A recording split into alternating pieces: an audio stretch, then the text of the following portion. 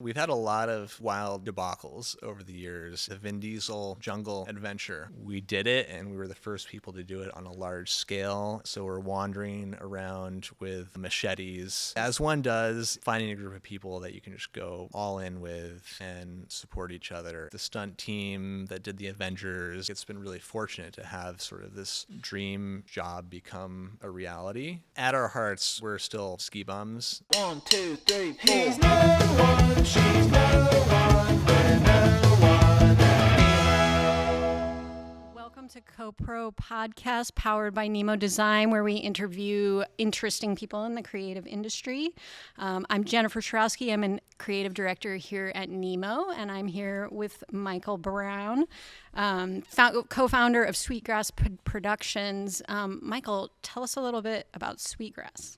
A little bit about Sweetgrass. So Sweetgrass was it was born out of our college years, still in school, and we kind of came up with the idea to start making ski films, and that was about as far forward thinking as we were in our direction, and somehow that turned into a business that has lasted like 15 years since then. And so was this in Salt Lake City?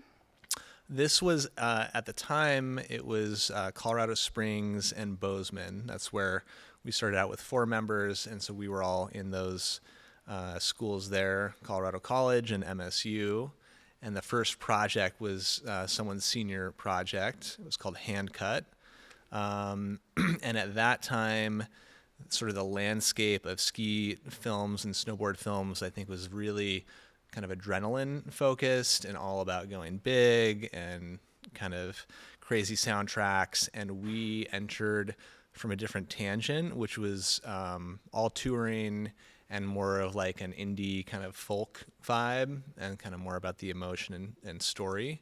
And that was really, I would say, the core of like our approach to the space, and I think why, we found a voice that people enjoyed listening to. Yeah, that's really interesting because that movement around like of the earth and, touring, that's really big right now in ski and snowboard production. And so I'm sure, in some part to what you guys all started out. And so what year was this when you started? This was like 2007 into 2008. Yeah. And did you guys have any sense of what you were getting into as far as, what it means to run a production company, what it's all about, or what were your expectations? Like, we're just going to make a thing. Yeah, it was pretty much just have fun and make a thing. There was basically zero thought towards this being a business or anything like that. We all grew up with this passion for skiing and boarding, and as well as the passion for storytelling and filmmaking, and kind of had done that throughout high school all the way into college. And so we just knew we wanted to see where this could take us, and wanted to make cool films. And I would say the way it unfolded was just sort of like incrementally starting out in like a very loose fashion with like no support from anyone, just like, we're going to go do this, tracking down whatever athletes would work with us, and then gradually like evolving that. But yeah, we were pretty ragtag for quite a while. We were like, initially we were driving like a short school bus that we had covered with duct tape, multicolored duct tape. That's how we were getting around. So yeah, pretty lo-fi approach. Those are the best days. The glory days. The school bus duct tape days. Mm-hmm. And fast forward to now, you were just telling me that you're in Banff, showing your film there. So how was Banff? And tell me about, the newest Yeah, flick. I mean, Banff was great. We have been fortunate to go there a number of times over the years. And I think, being able to share your work at a festival like that in person is kind of like the pinnacle experience of our process. In our earlier days, we would do film tours, which was really fun. We would do like a a 30 stop tour and drive the school bus around and show the films and put on the whole show. So that was always exciting. We haven't done that in a while. And so going to festivals like Banff it's like such a cool way to connect with audiences as well as other filmmakers. And I think, I find that it's easy as filmmakers to kind of get isolated in what we're doing. We're so focused on our projects and our heads are down. And so every time I go there or to Mountain Film or any of the other festivals, like it's such a good source of inspiration where you can talk to other filmmakers as well and start, you just kind of have the space to start taking in work and see everyone's style and see the stories that are being told. Yeah, it's really cool. Like you guys are always off on your own and you're in the mix with athletes and other creative people, but to kind of get to like mix and mingle with other directors and shooters it's probably a cool cross-pollination moment. Mm-hmm. Yeah, so many like ideas are shared and there's also a sense of like support that you get even just in those kind of brief moments, reconnecting, hearing about what your friends have been doing, what kind of struggles they've been facing, or what awesome things they've managed to make happen, and then you kind of take that and roll that into what you're doing next. So what was the spot that you were showing? So we were showing a piece called The Meaningless Pursuit of Snow, which is a feature-length documentary that basically asks the question, why do we as humans like to slide around on snow for fun? And I think for us, it's an interesting one. We've done snow films for so long at this point, and, it's like almost everyone we're sort of asking in some way, shape, or form, like, why do you do this to people, or how does it make you feel?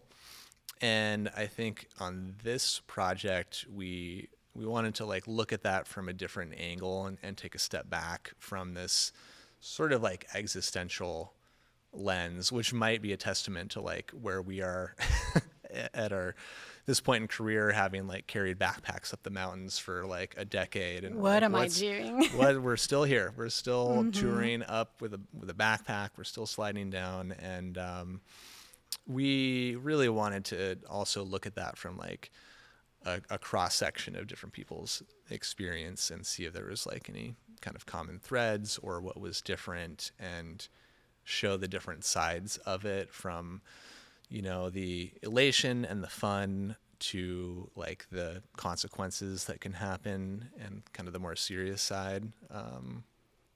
So yeah. And was that something that you all concepted, or was it just bringing it to life, an idea that came from another entity? It was, we did concept it. It was a bit of a challenge because it came up direct from client. So the client was Patagonia, who was actually our very first sponsor when we started out.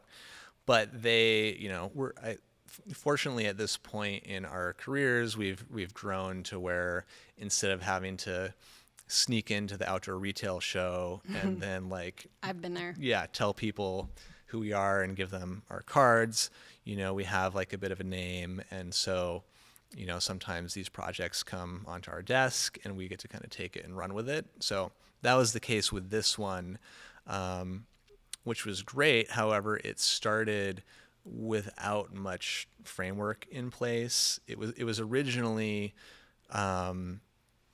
internally at Patagonia concepted to be about just life kind of in the backcountry, specifically in backcountry lodges. They had an interest in that. So that was our starting point, and we started with that, I think, in like basically December, and then tried to figure out how to make that into a film, which pretty quickly shifted from the lodge being the focus to the people.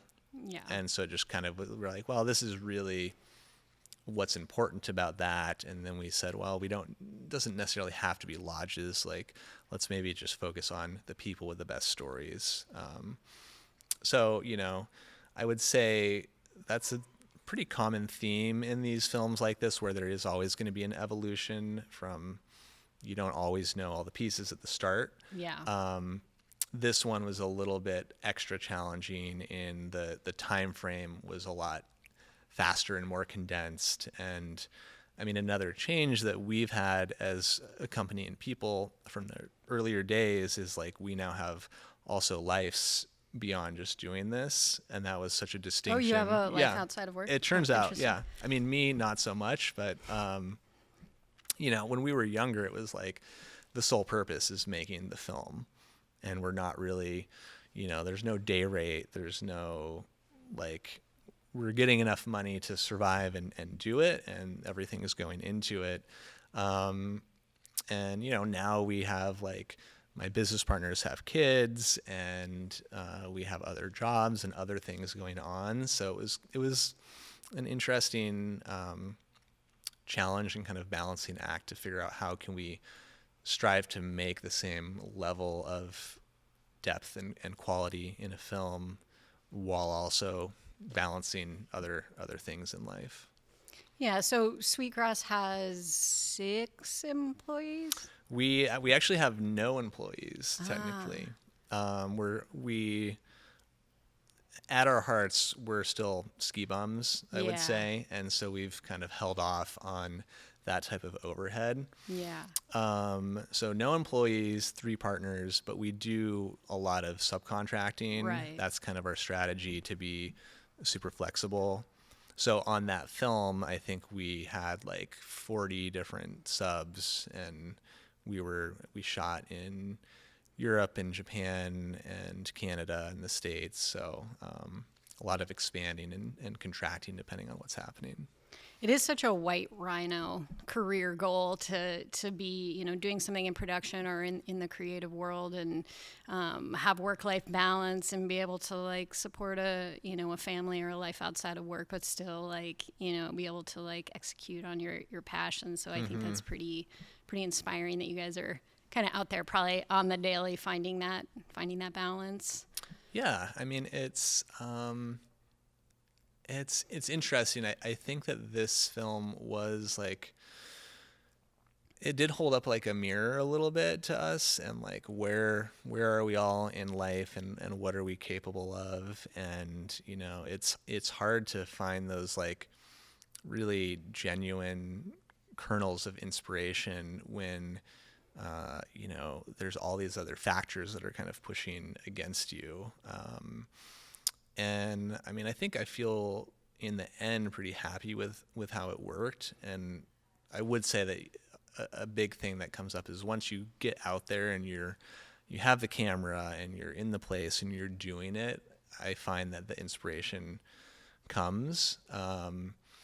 And yet it's hard when that time is like constricted, you know? Which it probably always is. Yeah. And that's, you know, I think that in production, there's sometimes this spectrum of kind of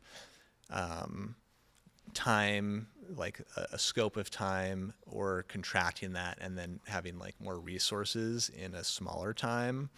And for us, we've always leaned more into spending more time and letting things like distill and kind of like observing in these documentary pieces, at least. That's super helpful to then understand the story and also cultivate relationships with people, you know, because that's, I think it's something that actually like clients may not always see or factor in. Like, we're tasked with telling someone's story, sometimes very personal parts of their story, and that takes a certain process to get there to where they feel comfortable, and we're also in a place to have the insight to draw out the important pieces of it. Yeah, it unfolds. The best stories unfold over time, and yeah, they take trust and all of that. I'm curious, were you a pro skier? Never been a pro skier, but I was obsessed with ski movies growing up, and kind of always liked pushing the limits a little bit. Who are some of your heroes as far as ski production? I mean, I grew up in the era of Teton Gravity and Matchstick Productions and Poor Boys were probably like the three big ones. Also, Wind Up Films or Wind Up Soldiers, I can't remember what, but Chris Osnes was one of the key players that I think was super inspiring. And the time, that era was this sort of time of progression in especially skiing. Like snowboarding, I think had already kind of came out of the gates as like extreme and pushing the limits and doing tricks and rails and all that stuff. And then skiing had already had a freestyle era, but then had this resurgence that was happening in like the late 90s when I was in high school, that was really fun to follow along with in all the films. And that was just this, to me, it kind of felt like a golden era of like every year there was new things happening and it was progressing. So super fun to be sort of a part of that and witness to that. And in large part that shaped like my interest as a skier, wanting to push myself, as well as the interest in the filmmaking. Yeah, I like telling the story about you when people are like, who's Michael Brown? And, you and I were on a production together last year for a client of Nemo's, Icon Pass. And, we were shooting a broadcast TV spot. We were at Palisades, Tahoe. And, we were up in that area. Is that called Palisades? Is that where we were? Yeah. We were kind of up on that ridge line. And there's the whole kind of squallywood, peanut gallery up on the top of the ridge line. And you were shooting a couple of our talent as they, ski down, and it was powdery, and you were skiing backwards, like going faster than them with the full Steadicam rig on, and all the guys that were on the ridgeline, like the peanut gallery, they weren't going like, look at them about the talent. They were like, who's that guy about you? Because you were just like, it was just amazing watching, doing what you do seems like such a physically rigorous job. You're like the first one on the hill, the last one off. You're like hiking, you're sidestepping up. I mean, how much is that rig? How much does that weigh? I think it's probably like a 45-pound kind of setup, I would say. Yeah. Yeah, and I think it's just, there's things that you learn on a ski or a snowboard or a mountain production that probably serve you well when you go on to other productions. It's such like a niche thing that you need to know, like about how, a lean crew, safety, all of those things to like bring a successful production to life on mountain. Have you seen, do you agree with that, I guess, that assessment that it's a very kind of unique thing? I do. I mean, I think it is pretty demanding, and a lot of, the situations are just, they potentially are hard to just exist in even without the camera, like what we did was on resort. And so it's definitely physical, like sidestepping and moving around. And then there are other times when it's like we're touring and it's a lot to keep track of. Either way, just being on the snow in the mountains, you're having to self-regulate and manage your exposure to the elements and all of these things, and then you add more on top of that. It's like so essential to have a really good foundation in sort of the sport in that space being like second nature. But I think the like coming off the snow and out of the mountains, it actually feels like really awesome to me, because I'm like, wow, it's just so, I can just walk over there. It's easy. I can just walk across the floor, the studio, or the street, or whatever it is. So I think it gives you this like appreciation just by nature of the contrast.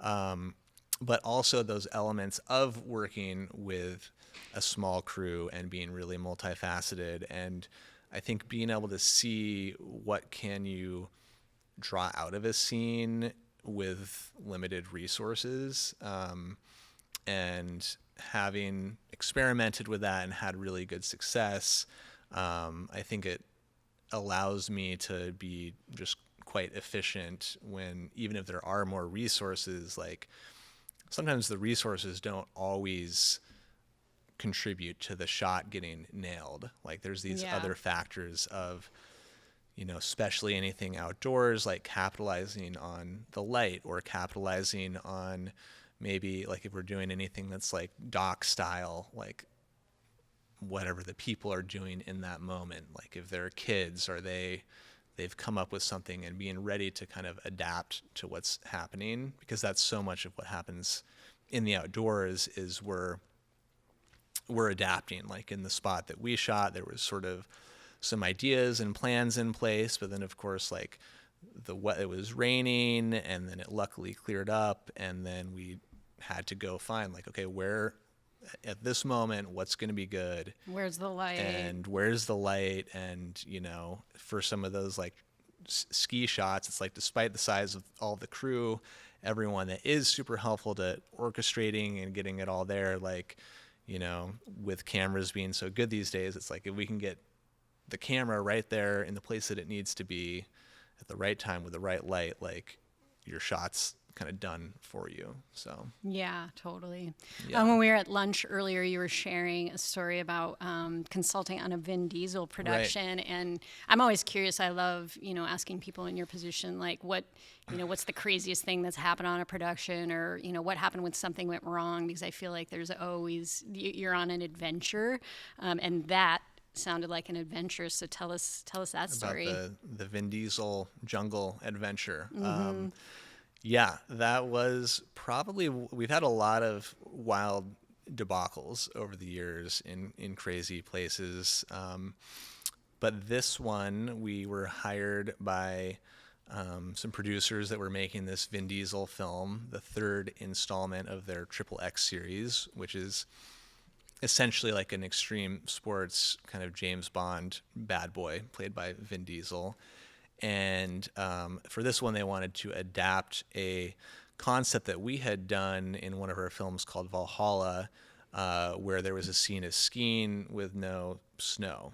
So we had accomplished that with like our bare bones budget we were working near Bellingham outside of Mount Baker, and we were like creating ramps in the jungle and the forest there, and then we had like a GMC safari van that we would drive up to the glacier and load up with snow, and then drive that down and like put just enough snow so people could slide, and then they would hit the jumps and things, And they were inspired by you. and they were inspired by that, and they sort of had been doing research and saw that and called us up and said, like we've got all the big guns, the stunt team that did the Avengers, and we've got, this whole production. So we've got this covered, but we want to like kind of let you guys come check out what we're doing, just sort of to be nice. And we're going to pay you a little like token of gratitude. Come down for like 2 or 3 days, and you can like give us some advice and see what's happening. And so we flew down to the Dominican Republic, and we had already advised their team on like the materials that they would need and kind of how to do it. And then once we got there, it turned out that they had basically completely disregarded everything that we had said, and they immediately took us, it was me and one of our athletes, Carl Fosfet, who's also known as Crazy Carl. Great name. Yeah, great name, like super wild skier. And the first thing that they showed us was they wanted us to like have him be skiing down kind of like a coral reef texture rock. And they just thought that would just happen.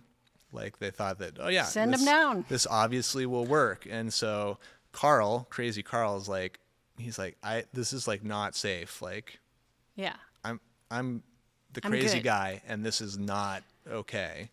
And then what ensued was, instead of staying for 2 or 3 days, this turned into a 5-week stay in the Dominican Republic as we tried to navigate. Saved the movie. Yeah, just try to like save it and make it happen. I mean, Carl left the project because he didn't think it was safe, and we spent a couple weeks. They had brought AstroTurf instead of Snowflex, which is what we had said. Right. And the goal of this was to be having the skiers doing either cork 1080s or cork 720s and catching like 50 feet of air. Okay. So Big aspirations. Big aspirations, and we spent a couple weeks trying to make the AstroTurf slide using every feasible thing that we could conceivably think of. We had like baby oil, we had soap. Wow. We were basically doing this and then also scouting for locations in the jungle. So we're wandering around with machetes As one does. as a professional ski filmmaker. And I guess the biggest thing that happened, Crazy Carl was still there, and we were digging through the jungle with machetes, trying to find, again, super standard like ski jump spots in a jungle in the Dominican Republic. And it was kind of getting late in the day, and we were kind of working back to our van, and Carl came up to me like pretty shaken. He was like, dude, I think I just saw something that like, I don't know what it was, but I don't think we should be here right now. And I'm just like, what are you talking about? And he's like, I saw like a pile of bones over there. And he's like, I don't think it was an animal. Whoa. It might've been a person. And initially I was like, there's farmers. It's like, they're dumping garbage. They're dumping, It could be anything. It's a cow or something. So he took me back over into this like spot under all these vines, and there was a pile of bones. And I'm like, okay, it's fine. It's probably a goat or something. And then we were like kind of poking around with a stick, and I flipped out like it was a leg bone with a shoe on it. Oh my God. And it turned out to be a person. Yeah. Mostly decomposed, that we discovered in the jungle. Holy moly. Yeah. What a story. And were you alone? Was it just the two of you? It was, I guess we had one other, my business partner, Zach, maybe was there at that point. But it was pretty shocking, and it was getting dark at this point, and it was spooky. It was right in a we were calling it like a shoot. It was like right in the ski run that we were thinking. You're like, never mind. We'll find another zone. So we basically like got out of there and went back, and we were working with a local, like a key PA who was kind of taking us around. And so then kind of what ensued was also quite weird, because we told him, and he was working for a local production company that had been contracted to kind of do logistics. And I think that they were worried about this shutting things down. Okay. Right? They're like, this does not look good. So we get in the van, and he's like, okay, like, I'm going to take you to our production office, and we're going to talk to our people. So then we go to this sort of like back hotel room with their producers, the local producers, and they sort of give us this rundown. They're like, we're going to handle this. We just need you to not say anything about it right now. We just need you to not. You didn't see anything. Everything's just fine. keep your mouth shut just for a little while. Mm-hmm. And so it's just this kind of like, we're like, what is the right thing to do here? But we basically said, okay, if they don't say anything, like by tomorrow, we're going to tell someone. So we then went back to our hotel and immediately saw like the director and the ADs from the US team, and they were just all like, oh, how was it out there? How was the day? And we're just kind of like, well, it was pretty cool. We're just kind of tired now. We're just gonna go to bed, and we'll see you tomorrow. So yeah, then the police were contacted. All right. The proper steps were taken. The proper authorities were notified, and wildly enough, at the end of the day, we did shoot the ski scene in the dead body shoot. Oh, cool. We're going to need to dig that up. Yeah, it did get shot, and I will say that they were not like 100% thorough on the clean out, because there was like still some like teeth and things on the day. Oh man. But yeah, that was What an adventure. The it Vin was- Diesel adventure. Vin got his movie. he got his movie. You learned a lot. We had, successfully, I guess the other piece of it was the solution to doing the jump. We did make a giant ramp out of AstroTurf, but working just with the local PA because no one else would listen to us, we got him to order a box truck of ice. We got that and a wood chipper, and we got like 1,000 blocks of ice and the wood chipper, and like basically just bypassed all the producers, and we're just going to do this. Got it delivered, and basically ground up the ice with a wood chipper, and we had all these local people that had never seen snow, and it was like raining or basically like shooting up ice chunks and snow in You the air. made snow in we the made jungle. the snow, and the jumps, the Cork 7 happened, and everyone was happy. This is I love this story. It's such a great story about ingenuity and like problem solving. And also like, who else is going to just show up for 3 days, stay for 5 weeks because you want to make it happen and you want to make it good and you care about the athletes. And, that's like a pretty rare thing. It's pretty cool. Yeah, it was fun. I mean, it's so kind of back to the scale thing. I mean, this was not a small production. So like, once it actually happened, the shoot days, it was like a 300-person crew. Oh, I bet. Yeah. And it was just so interesting to see. There is so much strength in having those super specialized teams. Like, you can do these amazing things, but in certain cases, like, that doesn't matter if you're not able to problem solve something that's like outside of that kind of arena. I'm curious, do you have, after all this experience and, being on all these adventures, do you have non-negotiables, like going into shoots where you're like, I'm not going to, and maybe they could have to do with safety or not, and maybe you don't, and maybe you approach every situation differently, but are there things that you show up on a shoot and, you're like, I'm not going to do it if X?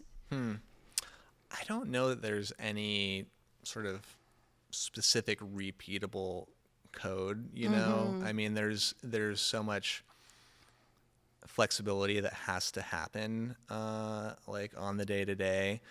I think that safety is probably what it comes down to. Yeah. I mean, it can be easy to get caught up in like, we want to do this, we want to make it awesome, but trying to keep an eye out for that is probably the biggest thing, where if someone's at too much risk, then it just doesn't make sense. Not worth it for this story. Not worth it. Yeah. But it's also an interesting thing because, risk is a part of it at varying levels for varying, shoots or focuses. So Yeah, and it means something different to everyone. You kind of have to, assess it on an individual basis. Exactly. But, aside from that, proper lunch break, proper dinner, Good time and a snacks. half, Yeah, I that's know. all part of it. Yeah, you need like the fan and the grapes. And all that stuff. I need the pamplemousse. Do you have any mentors that you can think of that you're like, I couldn't have done it without that person, or people that really you feel like kind of brought you up, or?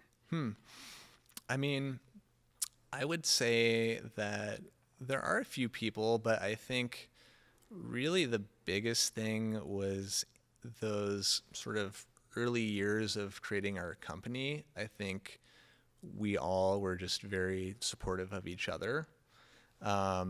And I think that was sort of the key to our growth and the company becoming what it was working as a team, rather than, had we all just been doing our own things, we might have done some cool projects, but finding a group of people that you can just go all in with and support each other and have that community to bounce ideas around. I think that was like probably the most formative thing. Yeah, like having a group of people you could trust that you didn't need to worry about looking dumb in front of, or whatever it is. They're down for the cause. That's pretty powerful for sure. Yeah. And then, I mean, aside from that, I did go to film school. I'm like a rare film school graduate. So that was really helpful for me in working with a variety of professors there at MSU. Like going through that really taught me a lot about teamwork and being able to direct and utilize people to make things happen. So I do really value that as well, because as much as I enjoy doing my own thing or working with a really small team, I like, when appropriate, like something like the XXX shoot or like Afterglow, which was a night shoot that we did that required, a really large team. That's something that I've always taken forward with me, is that ability to kind of harness the power of the group in order to make something big happen. Yeah, productions are such an amazing orchestra of like just the collaboration that goes on them. I'm still amazed because I'm not on them a lot, but when I am, I'm always really amazed. And the one we were on together, I was amazed how no one had an ego and everyone was in it to win it. And have you encountered pretty big egos on productions and things like that where you're like, that's kind of a tough personality to work with, or have you just been pleasantly surprised? I mean, I would say mostly pleasantly surprised. I think that when you are working on relatively smaller scale projects, even like our big ones might have like 40 or 50 people, and a lot of those people come from more of an outdoors background or from small production companies. I think everyone by necessity needs to be able to like get along and be able to put on different hats, as needed. So I'd say I've been pretty fortunate in that regard.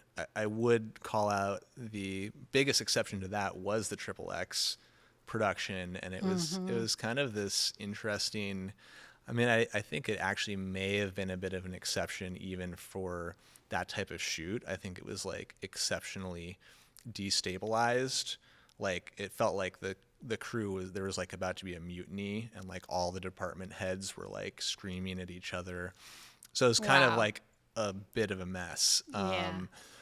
But that was like a glimpse into the really distinctive segmentation that you have on bigger, more formal crews. And especially working with like the stunt team, they were just like the biggest egos I've ever experienced. And you're like, hey, this is actually my thing. Like, I mean, they just refused to listen to anything. And then when they started having to like actually pick up the shovel and dig, they like, I can remember this one guy like complaining and literally almost threatening to like deck me because he didn't want a shovel. He was like pissed off, and they just would not. Like I remember a moment where they were prepping something, and it was like you kind of had to like rappel down onto this ledge. It was like a pillow line that we made.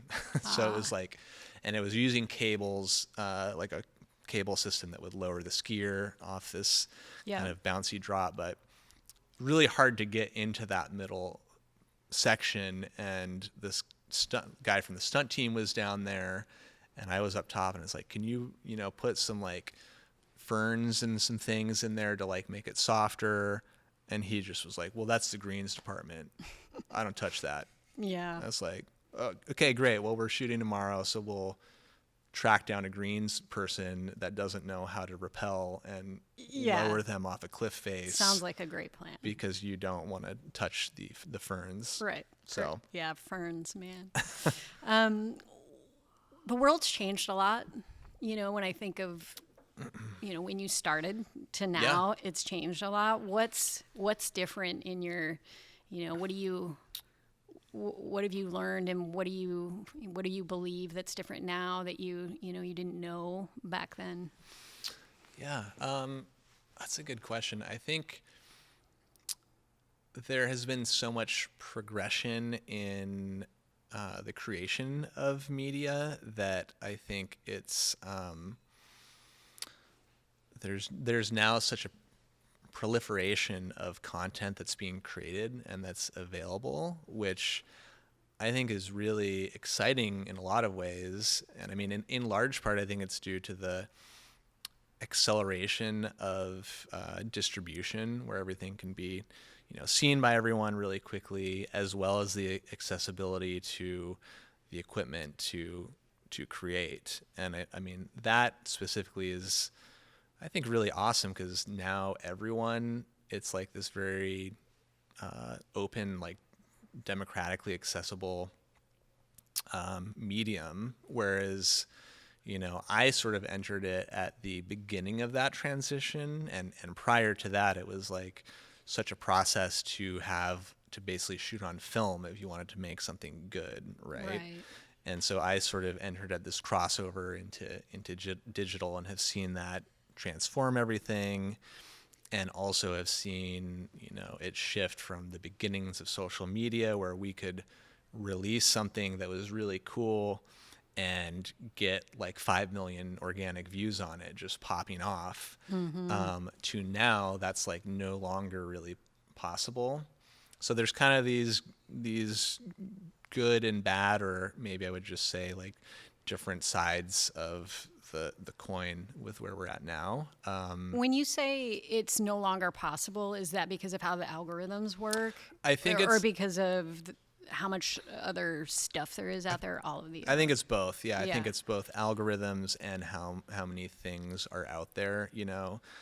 I mean, I think it still can happen, but it just is so challenging now. And another part of this is like so many ideas have been made at this point, and it's like, I do believe that there are always new ideas, but it's like people have been pushing to find out where the walls of the box and the boundaries and what you can do for quite a while now. Yeah. And like for us, like our light suit project, it was like I think it had been done a little bit in this very small way before, but we did it, and we were the first people to do it on a large scale and successfully execute that concept in a way that had never been seen. That was the spot you did for Phillips. That was for Phillips. Shot all at night with like skiers fully in LED light suits. In LED light suits, and we were working in the backcountry. Color gels. We had color gels. I mean, we had basically like, I think we had around 15,000 pounds of lighting gear that we helicoptered into backcountry locations in BC, spent a couple weeks in BC, and also did a shoot in Alaska on like a true like Alaskan peak, where we flew it on planes first, like 70 miles out onto the glacier, then long lined it on helicopters to place the things that were too big to move by hand.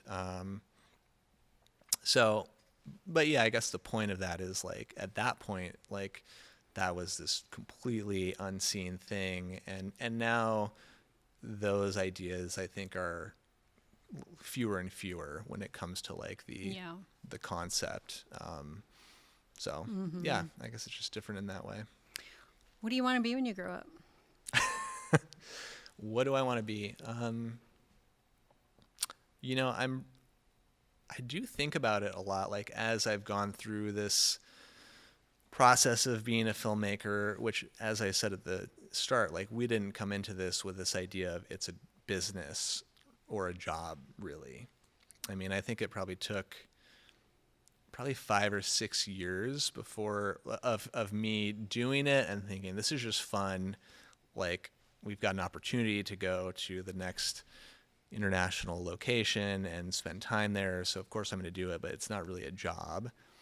And then it did become a job, which is this kind of surprise, I guess. And I guess from that regard, like it's been really fortunate to have sort of this dream job become a reality. Yeah, for sure. You know, but that's also not without its challenges. Like it has been really hard as well, and like there's a lot of sacrifice and like a lot of grinding to make it happen. So you know, I think I still get so much gratification from creating on all sort of scales of the spectrum. I think for me, like everything from concepting and coming up with the whole film and then seeing that whole film come together, down to if I'm editing, like dropping in a shot and then just like playing with it until it like perfectly hits with the music. Like there's just kind of this like automatic reward that I feel where it just feels good. So I think I want to, you know, keep doing this. But I also want to go skiing a little bit too. Yeah. So Yeah, I didn't mean to imply that what you're doing isn't grown up, but I just I do know sometimes it can feel like, it's a world of what's next, right? Yeah. And I don't know if there's anything that you want to do, anywhere you want to film you haven't filmed yet, or any people you haven't filmed with. Is there anything like that rattling around in your head, or it more is just hits you spontaneously? I guess probably the best thing to say would be I do feel that I've spent a lot of time in the snow space, and I'm really interested in continue to go beyond that and work with stories that are interesting. And also I think working with crews to develop creative concepts. I think whether that's commercial or not, I really like the problem solving aspect of understanding a problem and then breaking that down in a holistic way in the space of production, where we're looking at this interface of creative and logistics and navigating that to like deliver either what I'm really inspired by or help someone else deliver or realize what they want to see. So yeah, I think I'm looking forward to exploring that and having more opportunities to really create things with imagination. You know, that's like some of my favorite work was that like forest ski segment where it was dreaming up something that's a little bit beyond reality and then making that come to life. I like that sort of synthesis. So I would love to do more projects like that probably. Yeah, I think it's a pretty amazing talent to be able to just bring something to life in an inspiring and beautiful way. And I also think that people who have their start in sports like skiing and snowboarding and skateboarding, and then they move beyond that, they have a really interesting, unique aesthetic and point of view. And I think that they tend to do really well. So I'm excited to see what you come up with. And thank you so much for coming, Mike. It's so good to see you. Yeah. And, where can we find you? Producers seeding a question. Where can we find you? Oh, you can find me at I guess sweetgrass-productions.com. Okay. Sweetgrass-productions, or on Instagram, Sweetgrass P. All right. The easiest spots, yeah. Okay. Thank you so much for stopping by, Nemo. It was great to see you. Yeah, it was great to hang out. We had some good ramen today. We did. It was a day for it. Rainy Portland day here. Yeah, probably another 6 months of that. So. Yeah. Thank you. All right. Cheers. Bye. Thanks. Bye, everybody.